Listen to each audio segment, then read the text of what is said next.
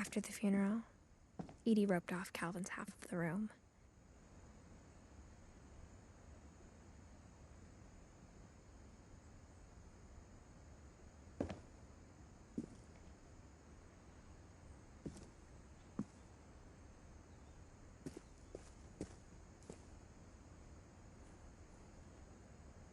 Mom said Grandpa Sam enlisted at 18 and never set foot in the room again.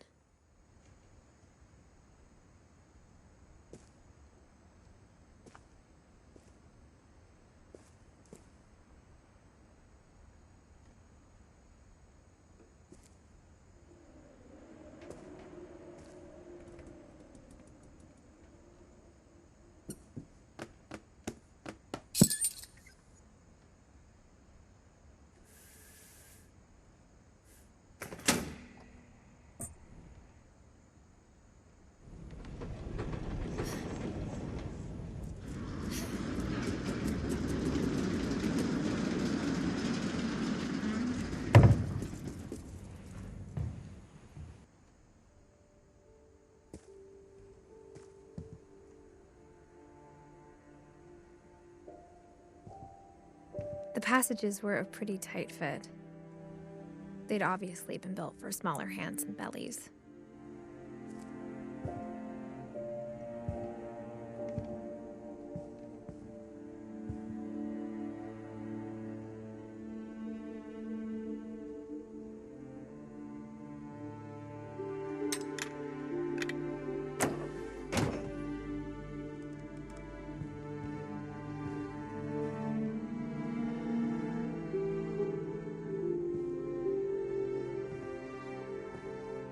Whenever people ask me about my family, the first thing they always want to know about is Barbara.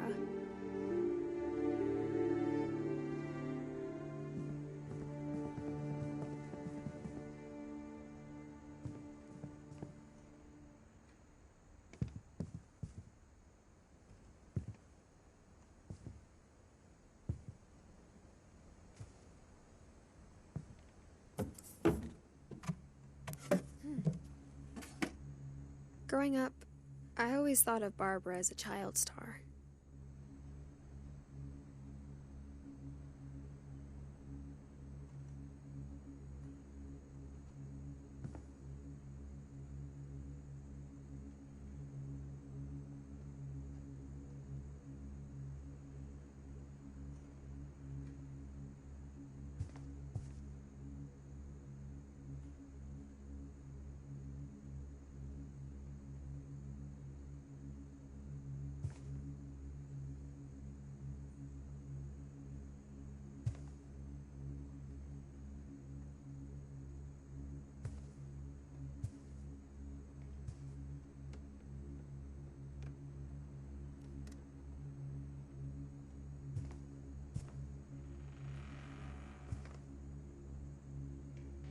I never thought about how hard it must have been for her afterwards.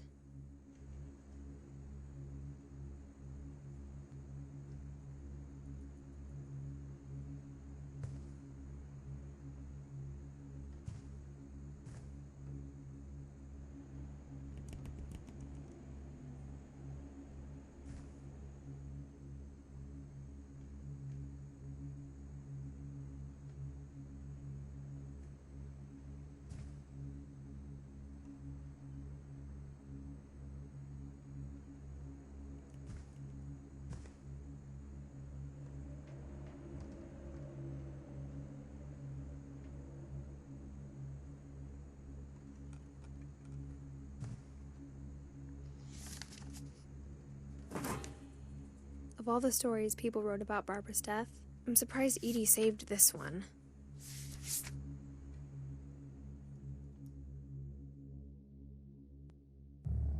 Old Jack here with another ghastly tale inspired by America's most unfortunate family. I'm calling it The Surprise Ending of Barbara Finch. As a child star, Barbara was famous for her scream. Now at 16, she was all washed up. A has-been. But in a lucky break, she'd been asked to perform her signature scream at a local convention for monster movie fans. It was just the boost her career needed. Unfortunately, her scream hadn't aged well. Getting better. I think you just need the right motivation. Her biggest fan and current boyfriend, Rick, was about to demonstrate when... Now that was a great scream. It was Barbara's father, Sven. He'd slipped into a table saw and had to be rushed to the emergency room. So Barbara got stuck babysitting her youngest brother, Walter. Her convention comeback was cancelled. Okay, I'm hearing frustration, but I'm not hearing terror. What if I tried... A gang of hoodlums in Halloween masks have been terrorizing Orcas Island tonight. Police are urging residents to... That came from the basement. You're right! Also, I loved your delivery on that. Why is your basement door locked? Because my dad likes making puzzles and secret passages. There's a key hidden in the music box. The secret is to keep winding and winding until finally the key pops out. Thanks, babe. I'll be back in a sec. 20 minutes later, Rick hadn't returned. So Barbara went to look for him, right on cue. She reached for the music box.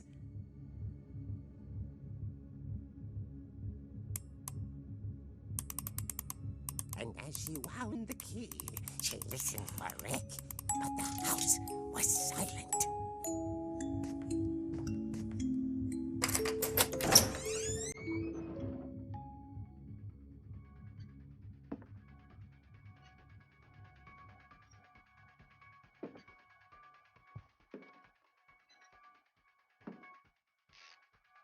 She found Rick's crutch and imagined the worst.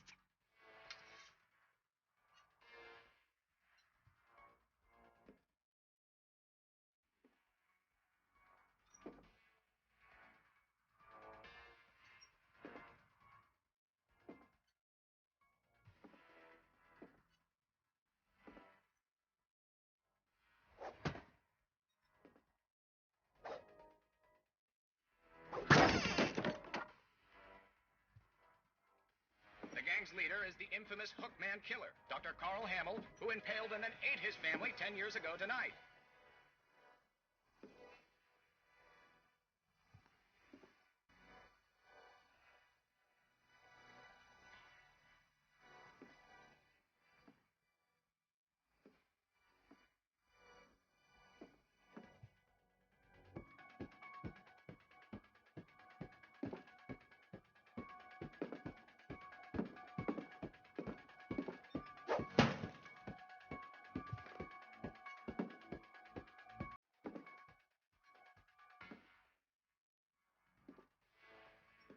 The old fridge rattled and grew still.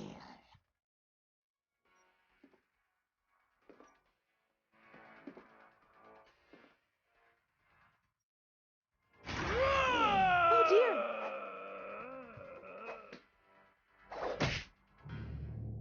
Oh! Rick? Barb, relax. I was just trying to scare you to help you find your scream. Well, I'm not scared, Rick. I'm furious. Then act furious. All I'm getting from you now is that you're hurt and confused and... She threw him out, but she kept a little something to remember him by.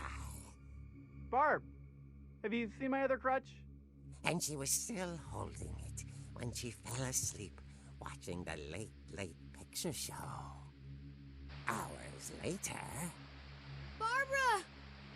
Walter, what's going on up there? Ah! Okay, I'm coming up, but if this is a trick, you're dead, Walter.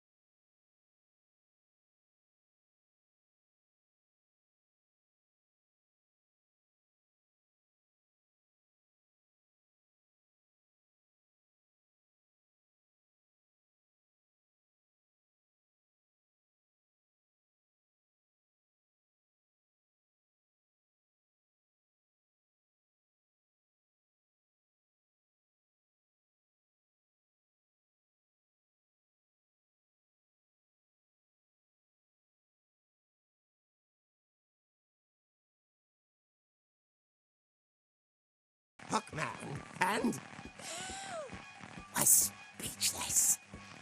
He was quite smashing. And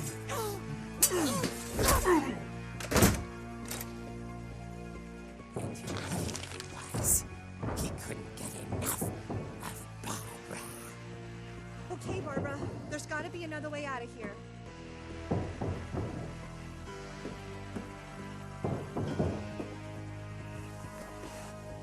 That night, she played her part beautifully.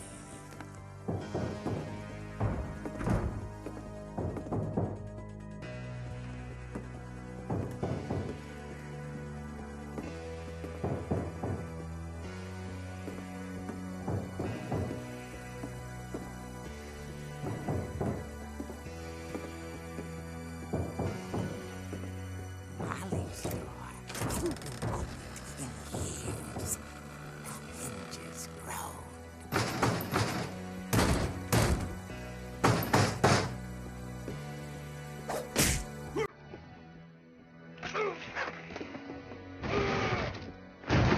He wasn't moving, but she sensed the story might not be over yet.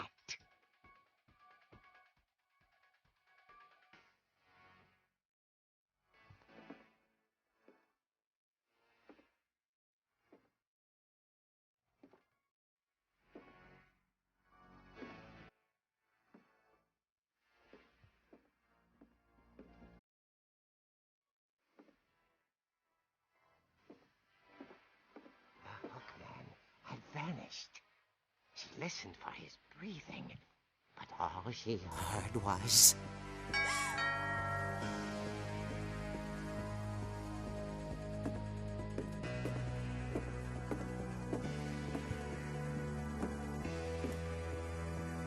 someone at the door was dying to speak to young Barbara.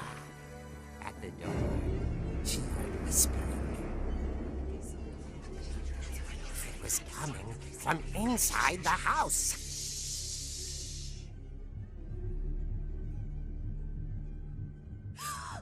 Oh dear.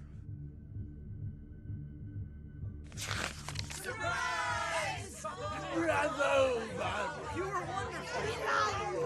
monsters had come to surprise her.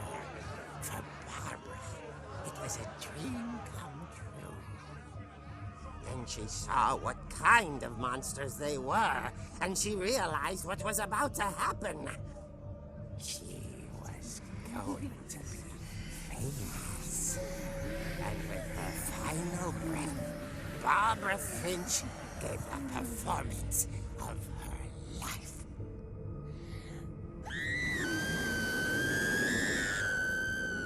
I wasn't there myself, but I hear Barbara was magnificent.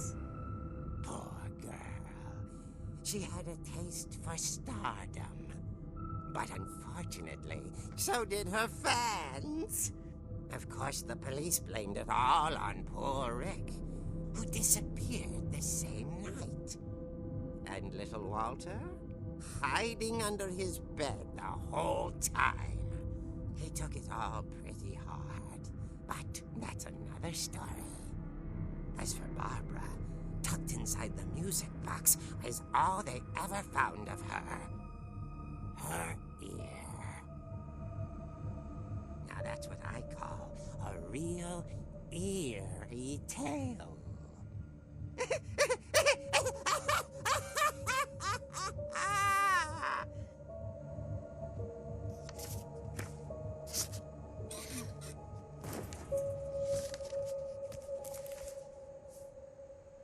Edie told me all Barbara wanted was to be remembered, as absurd as that comic was. Maybe what Edie saw was a happy ending.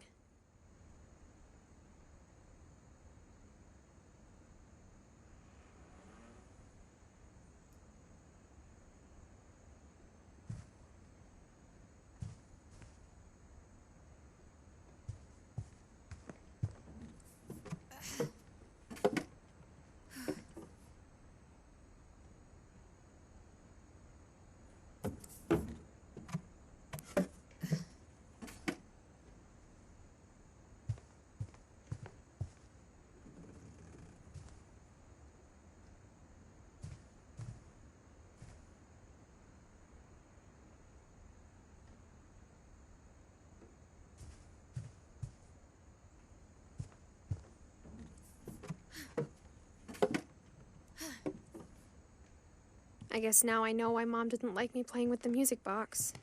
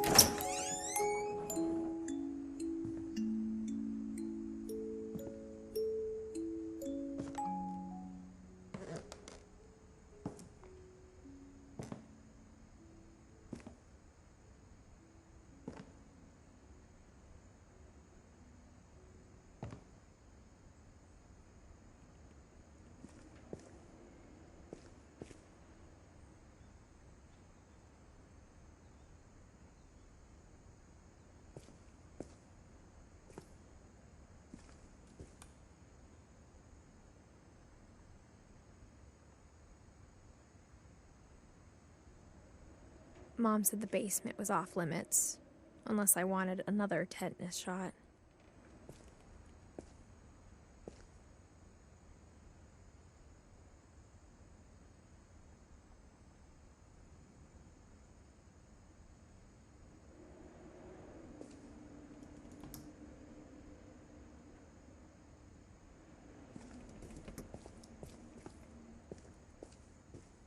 I saw Edie sneak down to the basement once, carrying packages.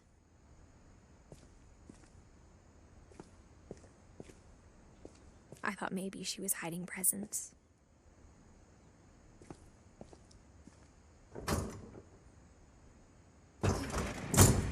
It turned out she was hiding a lot more than that.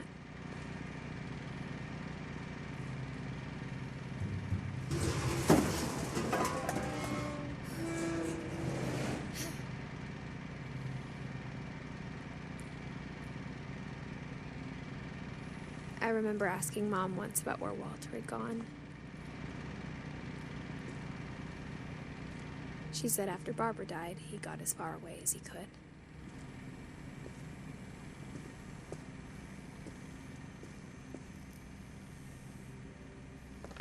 If there's a pattern in all these stories,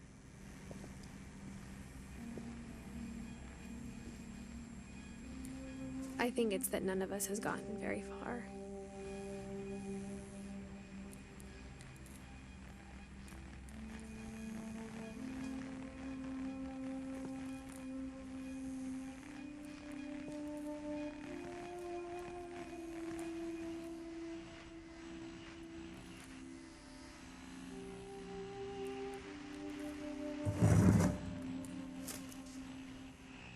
Goodbye, everyone. I can't believe I've been down here for 30 years. On that first day, after the shaking started, I didn't think I'd survive a week.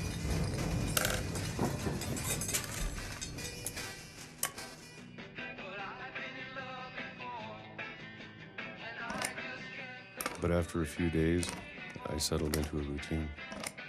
That's what kept me sane. Having a schedule, living for today. I always expected to be dead tomorrow. But if you wait long enough, you get used to anything.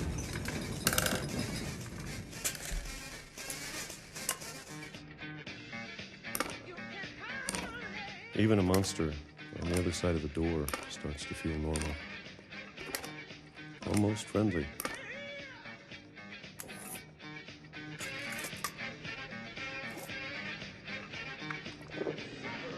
And then one day, everything just stopped.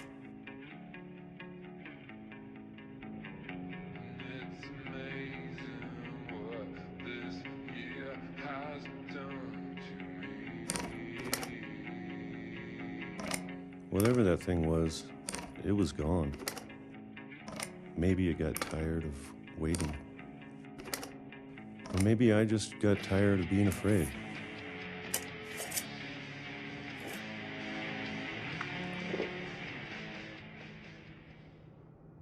It's been a week now, the longest in 30 years. I'm done waiting. I have to leave while I still can.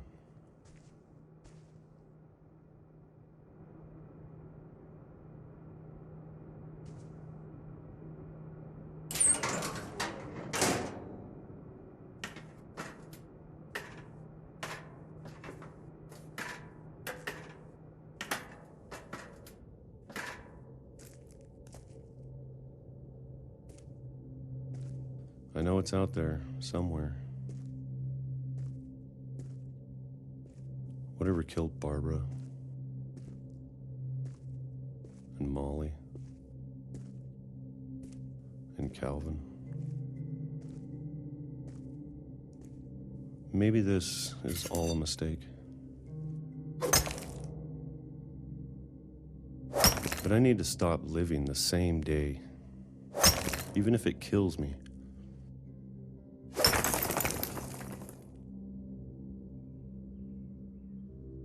Whatever's out there, I want you to know I'm ready for it.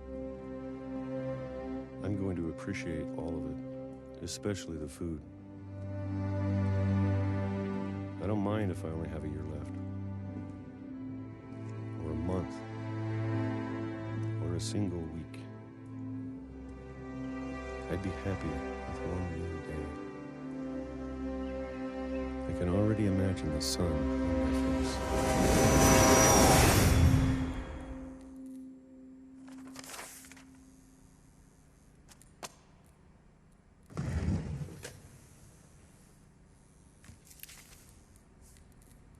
Walter died when I was 6. I can't believe my mom never told me he was down here.